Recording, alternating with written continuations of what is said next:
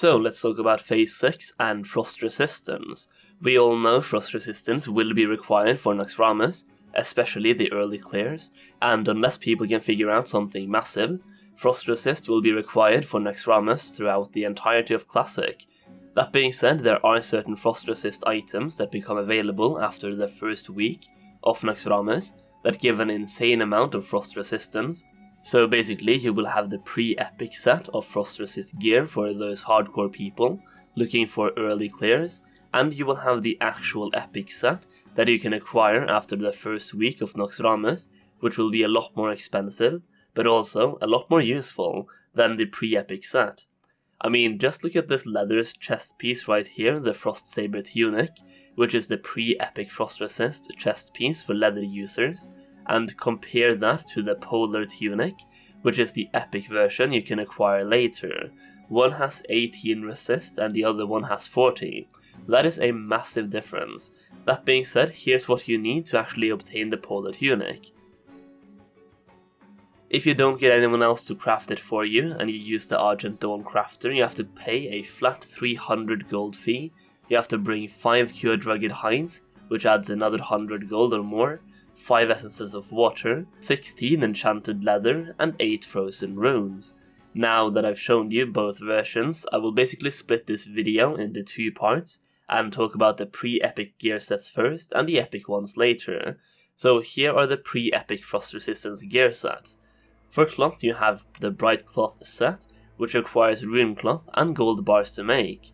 For leather you have the Frost Saber set, which requires rugged leather, Frost Saber leather, and cured rugged hides to make. For mail you have the Radiant set, which requires thorium bars and Hearts of Fire to make. Plate wearers also use the Radiant set. From these items, I think the one most worth investing in is Frost Saber leather, maybe followed by gold bars. I think it's worth noting that some classes use a combination of these sets, and some only use certain pieces. For example, the DPS Warrior Frost Resistance gear set uses 2 pieces of Frost Saber, aka the Frost Saber Tunic and the Frost Saber gloves, and they also use the Radiant leggings. Now these sets are fairly cheap to make, and they give you just enough Frost Resistance to do the fight. You will also get access to epic crafted gear later on. And for epic sets, for cloth we have Glacial set, for leather we have the Polar set, for mail we have the Icy Scale set, and for plate we have the Ice Bane set. Both the cloth, leather, and mail sets require Ironweb Spider Silk, and every single piece requires Essence of Water. All of these items can be worth investing in. For a quick comparison, I'll pull up the epic and the green Frost Resistance set for warriors, the recommended one, and we can look at the differences. The green Frost Resistance set gives you 155 Frost Resistance and 690 attack power and 15.5% crit chance, while the epic Frost Resistance set gives you 184 Frost Resistance and 890 attack power and 18.9% crit chance. So while it is a bit more expensive, the epic version gives you 29 additional Frost Resistance, 200 more attack power, and an additional 3.4% crit chance. For a more in-depth guide on warriors specifically, I will leave a link to Damboy's Frost Resist guide for DPS warriors in the description down below under resources, so you can hop on over there if you're a warrior and looking for more warrior specific information. We can notice though that the difference between the green and the epic set is massive, and the epic set is a lot more expensive to make as well, so this will be a huge gold drain, so make sure you have some gold stockpiled for Phase 6. Now the reason we need Frost Resistance in Naxxramas is particularly because of the last boss, the Sapphiron fight. Sapphiron has a Frost Aura that has a 100 yard range that ticks for 600 frost damage every 2 seconds. Because it has a 100 yard range and 2 seconds every single tick, you can't really outrun this, and you need to be able to resist the damage. Now some of you might compare this to Huhuran in AQ, and say the Frost Resist won't be that necessary, but I think that's where you're wrong. Huhuran in AQ only has her aura from the last 30% of her health while for Sapphiron, this aura is active from the start of the encounter. On Huhuran, soaking only affects 15 people as well, while on Sapphiron, every single raid member is affected by this aura. And the reason I bring this up is really to talk about how much frost resist is needed, and how much frost resist you'll want, which is based on how long the Sapphiron encounter will last, which depends on the boss health and the raid damage output. The more frost resist you have, the more DPS you're sacrificing, and if the boss health is low enough so you can kill it fairly quickly, there could be less frost resistance required. Basically, it's a healing fight, and the longer the boss is alive, the more healing the healers have to do. And if you can find a way to sacrifice some frost resistance and gain enough DPS to make it worthwhile, that might be the strategy. Now, as for the recipes themselves, the epic version don't become available until phase 6, and you have to have done Naxxramas at least once before you can start crafting the items.